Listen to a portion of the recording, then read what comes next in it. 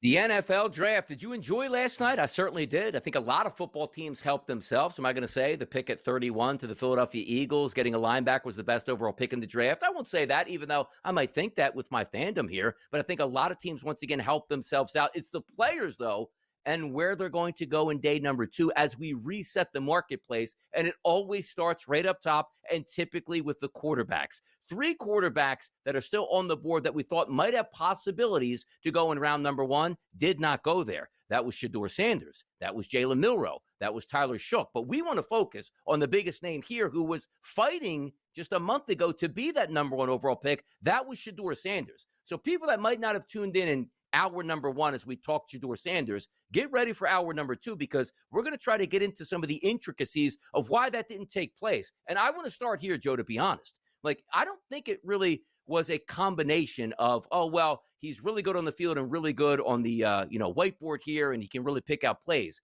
Do you think there was an element to Shedeur Sanders where if you remove what he did on the field, where maybe it would be more of a little bit of a headache to get him, and if we thought somebody was on an even playing field with him, we go the other direction? Because I really thought he would be a first-round pick. I was stunned when he wasn't a first-round pick, Joe.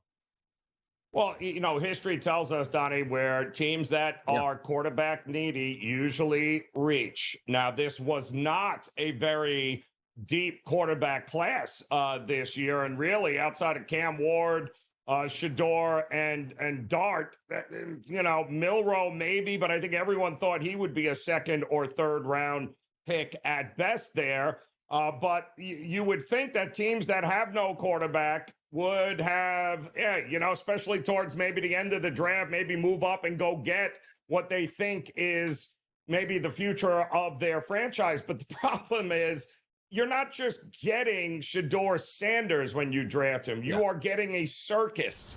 And if you don't think that he is going, that there are just too many intangibles that aren't worth taking the risk in the first round, then you pass. But the idea that all of these quarterback needy teams all got on the same page and said, listen, if I draft him in the second or third round and it doesn't work out, that's fine. But if I draft him in the first round and I bring this circus here and it doesn't work out, then I lose my job. And that's kind of exactly seems to be the theme here. Too many scouts worried that he's not a quarterback that's going to have success in the NFL. Time will tell. He's going to go in round number two. But again, I thought he was going to go in round number one. If we set the table for round number two, because phone calls are made and like the favorite pick in the draft typically is everyone wants to call up to number one in the first round. Hey, what's it going to take? Can I get that guy? No, we're not going to get him. Or if you trade out, it's going to be for a ransom. Day number two is always interesting to me because the draft ends, let's just say at midnight, kicks off again in prime time tonight. All of these hours. And as the number one pick in round number two today, it's the Cleveland Browns. 3 picks later, who's on the board again, Joe? The Cleveland Browns, who they're looking still for their future quarterback. If I asked you a question this morning, Shedeur Sanders going in round number two, is it pick number one? Or do you think the possibility of a Milroe or a Shook could still go before Shedeur Sanders? Well, with that team, absolutely. You and I were just talking off air, and one of my questions was, if I'm Shedeur Sanders, do I want to go to the Browns? At 6'1", 212 pounds, you're already what many consider to be too short to play the position. And now you're going to have to play in 30-mile-an-hour winds in December in Cleveland in those conditions at 6'1", 212. I don't want to go there. I absolutely want nothing to do there. I think there are, at this point, if I'm Shedeur Sanders, it's not about just getting drafted. It's about landing in the right place, too, as well. And if I'm Cleveland, do I want a 6'1", 210-pound quarterback in December trying to win games on the road in Pittsburgh? Is that really what I want, Donnie? It's a good thought because you're right about it. Some teams land like, hey, what if Drew Brees' career would have been if he was a Cleveland Brown as opposed to playing in domes and being the accurate passer, maybe not the biggest arm strength that you have. Yep. But if we are looking like the top 5 picks, let's take a look here. It's in the second round. It's Cleveland, who needs a quarterback still. Houston doesn't. The Titans at number 3 overall in the second round. They don't need a quarterback. They just drafted one. Then you see the Cleveland Browns on the clock, but behind them, 5th overall in the second round, It's the Vegas Raiders. Yes, I understand they got Geno Smith. He's aging. But is that a spot where we talked about, like, before the draft, like, if Shedeur had a spot to pick, it probably would be Vegas. So the opportunity is coming up, and we'll hold the conversation right there until after the break because I want Joe's opinion on this and give him some time with it. These are intriguing picks to start day number 2. Let's get into it where some of these quarterbacks just might go next. All right, let's get down to this here because round number 2 is going to be exciting right off the bat with the Cleveland Browns maybe looking quarterback with the first overall pick in the second round. But Joe and I were talking over the break. There are some teams that might jump into the picture because the focus is going to be on quarterback because Shedeur Sanders is a lightning rod. You also have other really talented players like Jalen Milroe who's making a nice little run up the draft boards here. How soon does he go? And also, does he or Tyler Shook go even before Shedeur Sanders? Once again, the top 5, Joe, the Browns, Houston, Tennessee, the Browns again, and Las Vegas. But you think there might be another team in the mix that says, whoa, I'll pick up the phone right now, move up because I'm still looking for my future quarterback. Well, I'll tell you what, I'll give you, I don't think it's a coincidence that the Giants traded up one spot to get Jackson Dart because you know who they traded ahead of? The Los Angeles Rams, who have a 37-year-old Matt Stafford as a quarterback. And we all know Sean McVay would love a project like that, like Shedeur Sanders. And there wouldn't be any controversy. It's Matt Stafford. You're not starting at a Matt Stafford. And they pick at number 45, I believe, here. And I think the Giants thought for sure Jackson Dart was going to go, Southern Cal guy was going to go there to McVay. So I found it interesting that they beat him to the punch. So the question is, will the Rams do anything to try to get up their successor? And if I'm Shedeur Sanders, I want McVay as give me the Rams, give me an indoor venue, get me the right coach, forget about the AFC North. New Orleans, I think, is the wild card because much like the Drew Brees era, who had a lot of the same concerns coming out of college, you can't put this guy in the AFC North and expect him to win games on the road in Pittsburgh and in Baltimore there. You just can't do it. He's not built for that. He's not Roethlisberger. And I think he's got to be very careful as to who picks him in this spot. I'm so interested to see where this ends up because, again, the intrigue right at the top of the draft with multiple teams having opportunities, like the Cleveland Browns might go there. As we said, the Raiders might go there. And you also take a look at that wild card in the Saints, who we had so many looks in the first round that we were listening to. Is like, hey, you know what? They're really in on Jackson Dart, the quarterback for Ole Miss, not end up getting him. They're still in the court because Derek Carr doesn't even know he's going to play again right now, it seems like, with the shoulder injury that seemingly came out of nowhere here. But let me ask you this question. If we are looking at Sanders, we're also looking at Milroe and Shook. 1, 2, and 3 in that order. And I'm not just going to say that they're going in the second round, guaranteed all 3 of those. What is your order for those players to be taken the rest of the draft? Well, if Cleveland, who has the 33rd, 36th pick, right? They got 2 picks coming up of the next, 5? And if they are going to go, if they are absolutely going to go, I mean, they added Flacco and Kenny Pickett, right? That's what your quarterback situation is in Cleveland right now. I don't want Sanders because I don't think he's built like those guys in order to be able to win there. But Milroe would be very interesting to me. Would he not in Cleveland? A guy that would Kentucky, who can run. He's a big physical guy. He's got an arm. I think Milroe in Cleveland is a match made in heaven here today, Donnie. It makes sense, too, because you're also taking a look at, and it's not fair to do this to Shedeur, but hey, this is what comes when your father is Deion Sanders. You played in the highlights all season long, and you have all that hype and live up to it. It wasn't as if he had everything handed to him. He was a 4-star recruit coming out of high school, so the talent is there. But we sort of get that same feeling in the opposite direction from Milroe. It's like, hey, man, team guy, always working out hard, not seeing him as the flash guy, learning to play, willing to learn, and also an unbelievably athletic and talented runner that can put the total pieces to the pie. And you're talking about a division that, you see Lamar Jackson in the cold winds there, has a strong enough arm, but boy, when that pocket breaks down, he can get out of there and make some moves. There are elite defenses that you also need to score points against. Maybe Milroe is that guy, but there are other guys that we're going to talk about in round number 2 and the best players on the board outside of the quarterback position. One guy who we thought might slip into the first round along with Ashton Jinty was to be that number 2 running back, and that was Travion Henderson. it wasn't Henderson that went first. We had a running back go to San Diego that went ahead of him in Hampton. Travion Henderson's board today. Early looks for him. Where do you think he might wind up? Yeah, well, it's interesting, right? A guy that played 4 years at Ohio State. I mean, it feels like he was there for absolutely ever. But here's another one of these classic situations with a running back. Am I drafting a running back in the second round? It wouldn't shock me if, with the amount of other guys, you got a lot of defensive linemen in this draft here. You got a lot of some wide receivers and some defensive backs. The running backs also, there's plenty of them here. Did Trayvon Henderson impress enough? And sometimes with all that wear and tear, do teams really want to grab a guy in the second round that had that many carries and that many snaps in college? And I worry about that. I really, really do. But there's no doubt he'll be off the board by the third round, I think, for sure. Running backs from this point on, I don't know what you're going to see in the second round here.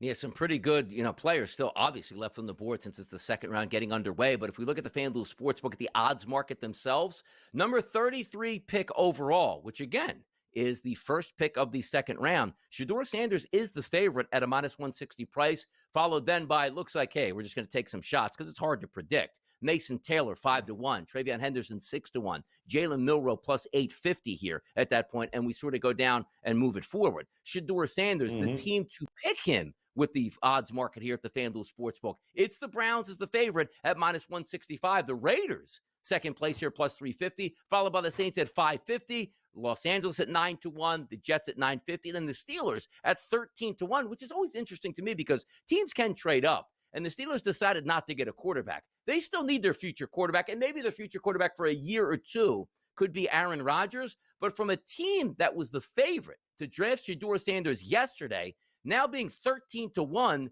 to draft Shedeur in the second round, that's interesting odds market, how much they shifted, where you thought he was going to the Steelers at 21. It was like, hey, just take the under. It's a guarantee it happens for him not to get drafted at all. How about the Steelers? Any chance for you? The Steelers say, you know what? Change of plans. Now there's value on Shedeur Sanders.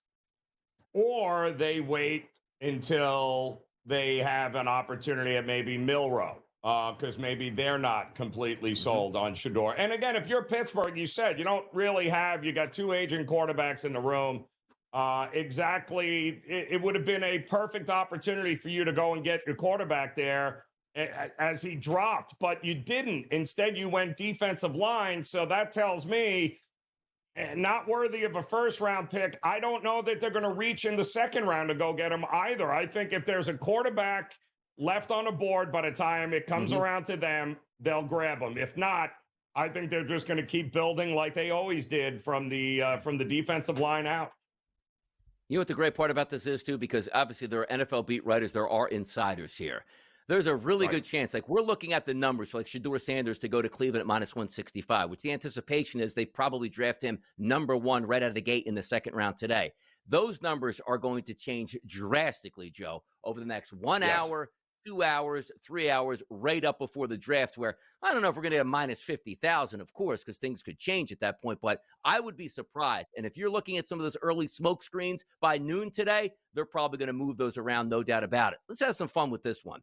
In the college football playoff and heading down the stretch, Cam Scatterbo, the running back for Arizona State, was so much fun to watch. The leader in the clubhouse right now to draft him, it's the Patriots, followed by the Kansas City Chiefs, which Andy Reid would have a blast with this guy in the background. Wow. And could you imagine? And the rich are just going to get richer. I mean, they ended up getting with the last pick last night, a future left tackle that had been injured, but everyone says in 2 years, 3 years is going to be an absolute monster. So the rich keep getting richer there, Donnie. That's the way to go here, but I love it. Talking NFL draft here, you get to recoup on day number 2, and then guess what? You do it again for day number 3, and the SportsGrid Network has you covered. Right back in, baby. It's hour number 3. Are you refreshed? Are you rested? Are you ready? And how quickly the information goes through in those first 2 hours, which we just got the ice advice. Now in hour number 3, we bring it all together, which includes a lot of Major League Baseball talk. But center stage tonight, once again, Joe Ranieri, That is the NFL draft, and round number 2 is on deck. Big names still on the board, quarterbacks to decipher, where they're going to go. Dreams and minted millionaires are what we expect. So, Joe, hour number 3, I expect nothing but the best from you here. I am ready for it. Much like, unlike Shedeur Sanders, who was not ready not to hear his name. I am ready here, Donnie. I am ready to roll in this hour. Let's get it going. And kudos to the Cleveland Browns. If they do go with Shedeur, he wouldn't have had to wait that much longer. The Browns on the clock to start the draft in prime time tonight. We always like to say the SportsGrid Network is exactly the place that you need to be. Coverage will start at draft time. Once again, the boys will be in the room breaking down each and every pick, handicaps along with it. So make sure you're tuning in tonight to our central coverage right here. Now, let's get to what the people want to talk about, because we are a show, Joe, that likes to reach out and say, you know what? Let's be interactive. What do you feel? And also, if we should be fading the public. So our question today on our SportsGrid account on X, the question was, which quarterback will have a better NFL career? The 2 choices listed, one's drafted, one's undrafted. That first choice, Jackson Dart of the New York Giants. The number 2 choice here, Shedeur Sanders of, we'll find out a little bit later today as we anticipate. If we look at the statistics coming in from the public here, Jackson Dart at close to 75% currently through a couple hundred votes. Shedeur Sanders at around 25%. So I'm going to ask you this question, Joe Ranieri. Which quarterback will have a better NFL career in your mind? And they haven't even played a snap yet.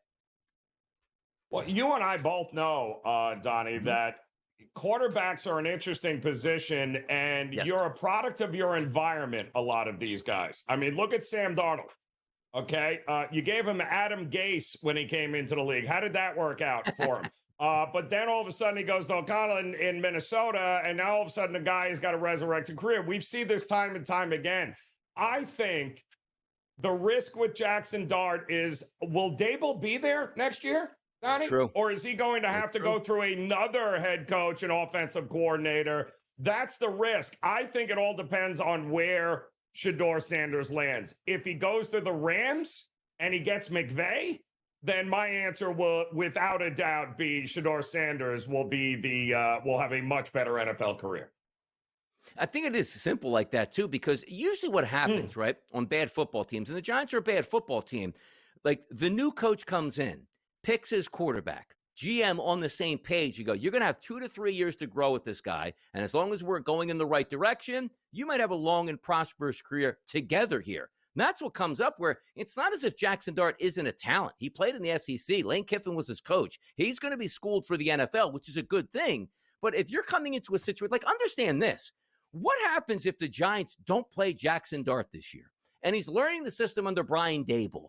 And it's just, Russ that's going to be the starting quarterback, or Jameis Winston, let's say. They get fired, and a new coach comes in. He goes, I would have drafted Shedeur Sanders and not Jackson Dart. Like, you can sort of like mess up a career just that quick, where you might not have the leverage to say, I have a couple years in the system to apply my craft. And also, Joe, it's not as if Jackson Dart was the number 1 overall pick and a surefire Hall of Fame, where like, that's my franchise guy. Late in the first round with a quarterback you have to trade up to get, you're sort of taking a flyer that you think down the road he can be the guy. But anybody knows, in any environment, I don't care if it's a sales environment where one guy comes in and teaches you this way to sell, he gets canned, and the next guy goes, no, we're hard selling here now here. We're not going to have the soft sales. Like, man, I just learned something completely new. Now I have to change. That could be Jackson Dart. But it is interesting. Like, how overwhelming is it? Just hate, because we had a Shedeur question yesterday as well, where it didn't work out here for him either. Like 75%, let's just say, you're saying that Dart's going to be the better quarterback going to the Giants at this point. Then we don't even know where Shedeur is going, and it might be a great landing spot. It's crazy. He is getting so much hate here in day number 2 heading into the draft. What, listen, because a lot of the other questions besides the physical attributes, right, and his inability, doesn't have great arm strength, is not going to be elusive. We're not talking about a Lamar Jackson type of situation here. It's going to be even more important for Shedeur Sanders to land in a place he can be successful. But the other big issue we kept hearing about with him, Donnie, was how dedicated is he to being an NFL quarterback and a franchise leader? I mean, we laughed about it earlier. The dude was driving a Bentley onto campus in Colorado. Yeah. Like, what is the motivation for this guy? It's not to feed his family. So what exactly is the motivation for him to do anything other than be like, nah, I'm out of here. I got, he can do anything he wants at this point, but is being an NFL quarterback and a leader one of them? I think that's the big question mark. There is a lot of question marks too, but it's just so funny. Like Shedeur Sanders, again, is a lightning rod at this point right now, but we keep on asking the question out there and it keeps coming back like, no, anything you ask us about Shedeur Sanders, we're going to have a negative impact upon it. Because understand this question wasn't who have the better quarterback career. Cam Ward, who went number 1 overall, and then Shedeur is going undrafted. Like, of course, the number 1 overall pick, you have confidence that he's the best guy in the draft and he should have a prosperous career at 75 to 25. But this is Jackson Dart, who was rising up the boards, a lot of question marks, and going to a questionable franchise right now with a questionable general manager, owner, and a head coach that's even getting the benefit of the doubt where we don't know who Shedeur is going. Now, let me ask you this question. If it is the Cleveland Browns that draft Shedeur Sanders, it's still Kevin Stefanski. And last time I checked around the league, has a pretty good MO here for being an offensive guy and also multiple-time coach of the year. Like, what is the prognosis where can Shedeur go for you today that goes, yup, Jackson Dart's going to have a way better career than this guy? Is there a team that you absolutely see that he can't go to, which is why the fans and the public are reacting this way? Yes, Cleveland. I can't think of a worse fit than a blue-collar city like Cleveland or Pittsburgh. First of all, I don't think he is built to win games in December in the AFC North. He's 6'1", 212, and he doesn't have great arm strength. So I don't care how accurate you are. You're not going to go on the road to Baltimore or to Pittsburgh and win games if you can't throw it in 30-mile-an-hour winds. So I definitely think it would be a mistake for Cleveland or anybody in the AFC North. He needs a warm weather. He needs an indoor. He needs he needs a coach, too, that is going to be willing to work with him to get him to that point. I don't think he needs the pressure of coming in and having to be the number 1 guy. I mean, listen, it goes to Cleveland. That's it. That's all they're going to hear about is him having to be the starter. And Stefanski, like you said, could be a lame duck coach. What are you going to have to throw him in there now? Like, it makes no sense to me for Cleveland to draft him at all. They have so many other needs. They'll figure the quarterback in the 3rd or 4th round. Don't forget, Quinn Ewers is available. There's a lot of other iffy quarterbacks available in this draft that you don't have to have the circus surrounding them when you draft them. And also, it's not overwhelming in Shedeur's favor, too, because let's understand this. We talked about the Cleveland Browns have 2 picks in the top 4 in the 2nd round. And they do need a quarterback. And we're saying, like, if it's not the guy, they don't want to overreach for him. But the talking points are that he probably will end up. But how about this? The 33rd overall pick, which right now sits with the Cleveland Browns, he's only a minus 140. And then you see the team to draft him is the Cleveland Browns at only a minus 160 price. So let's just say that the overwhelming thought would be is if they wanted him, yes, he'd be a minus 250, minus 260. And then as the word gets out a little bit later, start to increase that. But it is kind of telling that this is no forgive going conclusion. Like, oh, man, the Browns fell right to him there round number 1 or round number 2, I should say, or even 4 picks later. This would be interesting to come down because I want to see if he's actually the first quarterback taken off the board in round number 2, because then if he isn't, boy, the questions are really starting to come up. Where does he actually land? Which team wants him? And also, is there smoke, there's fire where teams were just avoiding him altogether? We'll find out right away. And the Cleveland Browns probably let us know immediately in round number 2.